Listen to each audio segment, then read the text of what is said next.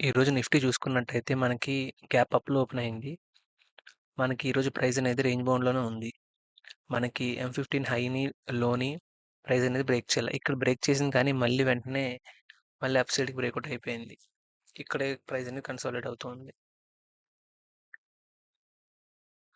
నేను తీసుకున్న ట్రేడ్స్ వచ్చేసరికి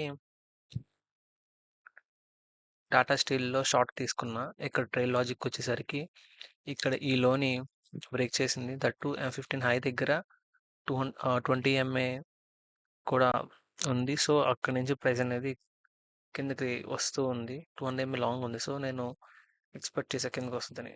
కానీ నా ఎస్ఎల్ హిట్ అవ్వలేదు గానీ, ఇందులో లాంగ్ తీసుకున్నా. ఇందులో ట్రైల్ లాజిక్ వచ్చేసరికి ఇక్కడ M15 హై ఇక్కడ బ్రేక్‌ఔట్ అయింది. కానీ ఎగ్జాక్ట్ బ్రేక్‌ఔట్ ఇక్కడ అయింది. నేనేంటంటే కొంచెం లేట్‌గా ఎంటర్ అయ్యా. 20 ఎంఏ పైకొచ్చిన తర్వాత నేను ఎంటర్ అయ్యా. సో, నాకు ఈ ట్రేడ్‌లో కూడా మనీ రాలే, పోలే.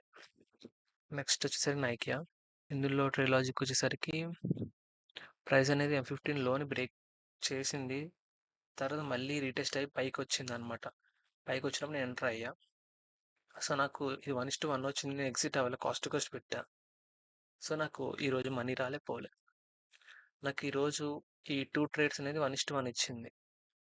కానీ నేను 1:2 వరకు వెయిట్ చేశా. కాస్ట్ టు కాస్ట్ పెట్టా. నాకు మనీ రాలే, పోలే ఈరోజు.